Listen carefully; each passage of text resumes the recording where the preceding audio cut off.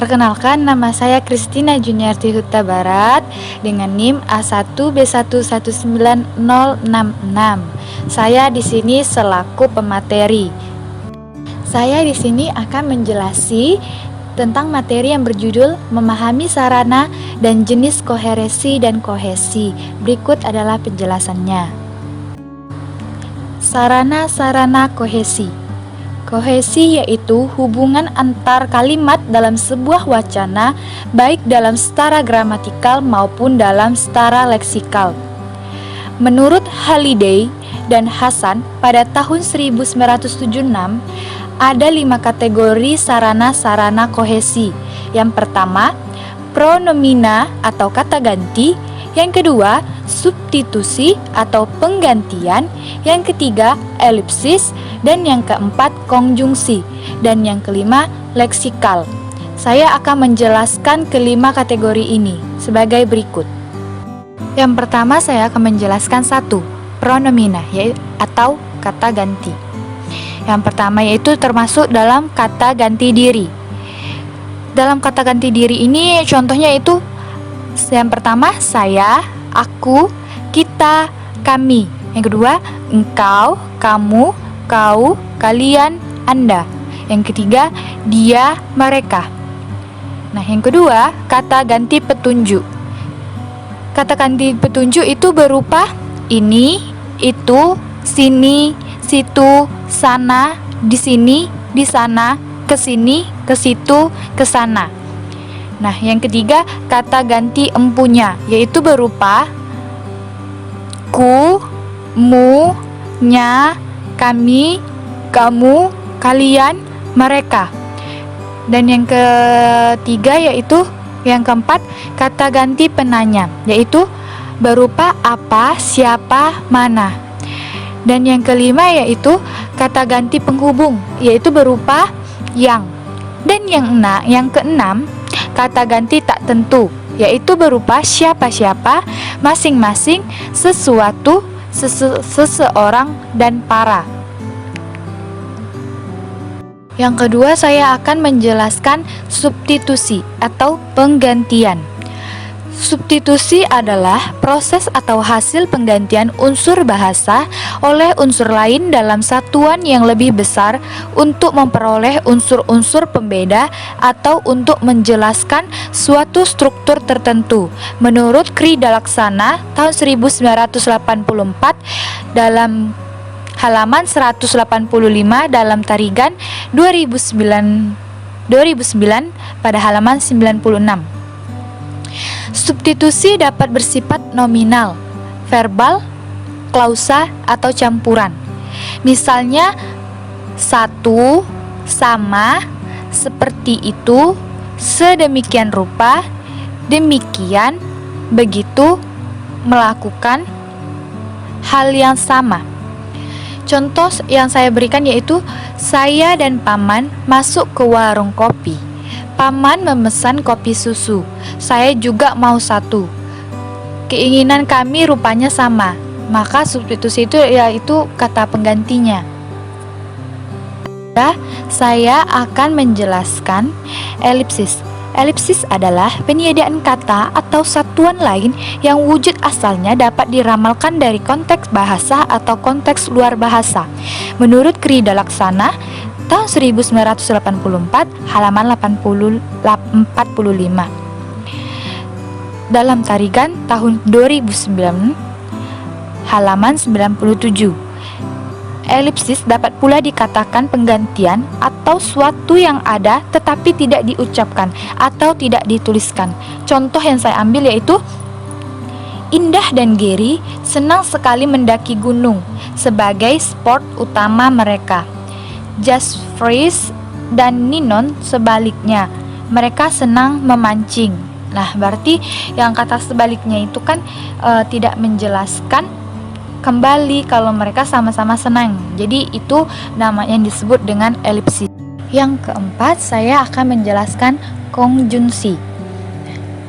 Konjungsi adalah penggabungan kata dengan kata, frase dengan frase, klausa dengan klausa, kalimat dengan kalimat, paragraf dengan paragraf. Menurut Krida Laksana tahun 1984 halaman 105, dalam Tarigan tahun 2009 halaman 97. Konjungsi dapat berupa yang pertama A. Konjungsi adsersatif, yaitu tetapi, namun. Yang B. Konjungsi klausal, yaitu sebab, karena. Yang C. Konjungsi koordinatif berupa dan, atau, tetapi. Yang ke D. Konjungsi korelatif, yaitu berupa entah, baik, maupun. Yang ke E. Konjungsi subordinatif, yaitu berupa meskipun, kalau, dan bahwa. Yang ke F. Konjungsi temporal, yaitu berupa sebelum dan sesudah. Yang kelima, saya akan menjelaskan tentang leksikal. Kohesi leksikal diperoleh dengan cara memilih kosakata yang serasi. Ada beberapa cara untuk mencapai aspek leksikal kohesi ini, antara lain yang A. Pengulangan atau repetisi kata yang sama. Contohnya pemuda-pemuda. Yang B. Sinonim. Contohnya pahlawan, pejuang. Yang C. Antonim, yaitu contohnya putra-putri. Yang D. Hiponim, contohnya berupa angkutan darat atau kereta api, mobil, dan lain-lain.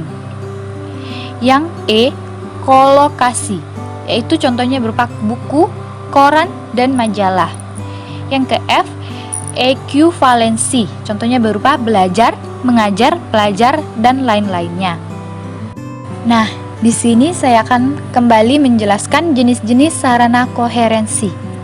Koherensi merupakan pertalian atau jalinan antar kata atau kalimat dalam teks. Koherensi ini merupakan salah satu elemen wacana yang dipergunakan untuk menjelaskan suatu fakta atau peristiwa.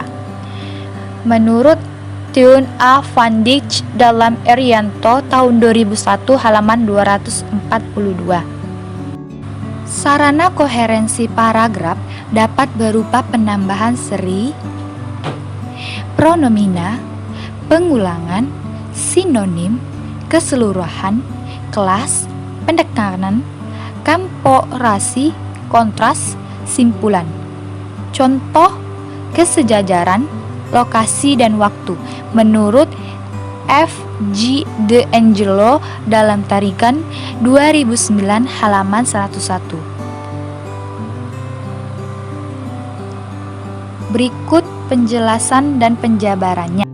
Yang pertama, sarana penghubung yang bersifat adiktif dan berupa penambahan itu, antara lain contohnya dan, juga, lagi, pula, dan lain-lainnya.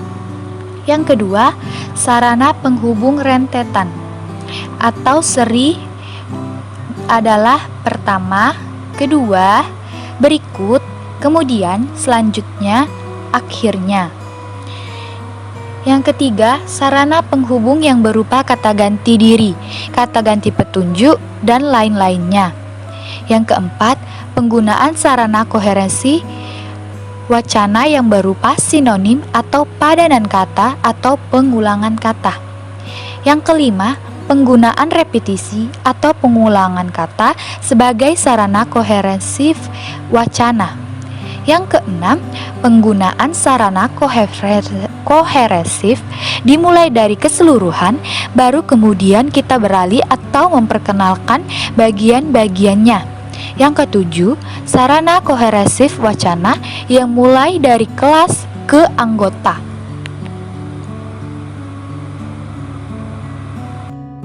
Yang ke-8, dengan pemberian contoh yang tepat dan serasi, kita dapat pula menciptakan kekoherensifan wacana. Yang ke-9, penggunaan kesejajaran atau paralelisme klausa sebagai saran koherensifan wacana. Sedangkan untuk aneka sarana keutuhan wacana dari segi makna menurut Harimurti Krida Laksana tahun 1978 dalam Tarigan 2009 halaman 105 antara lain